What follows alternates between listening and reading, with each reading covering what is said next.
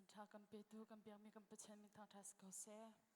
boi pa he sun zai zong a tha ti mi salai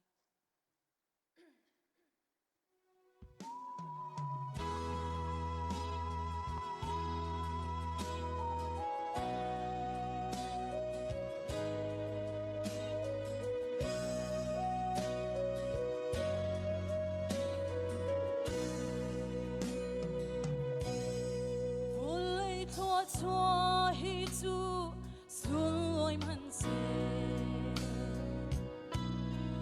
cây chân ta gan lo an lo to ne oi pa nang kan si di no long ha nun atling di ria in ha ngam oi pa he chun sei zong a tha tha si fa puin kan rum ta puin kan ilo therit puin kan sang thapa puin kan di chambau puin kan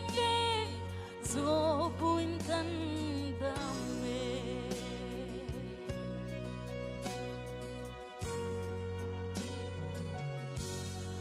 van chunga nang lo chun hau da kan ngi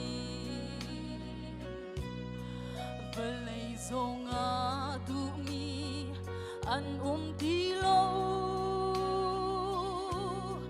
nang ma he rok ralai kei ka cha a poi pa ngei a thabi poi pa he chun sei zong a tha tha si fa puin kan rum ta puin kan ilo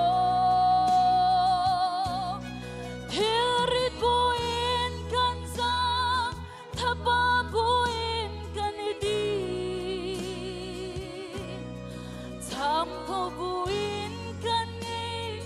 zo bun kan dam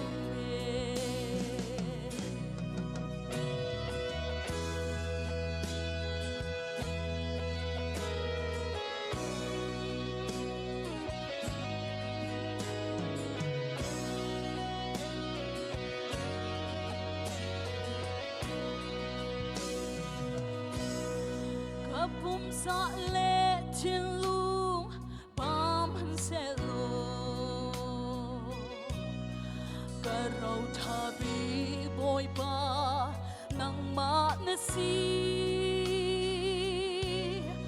lei chung boy na khi chia kan noi man se hu pheng tu lung bi si su ka dor na boy pa he chun sei zong a tha tha si fa buin kan rum ta buin kan ilo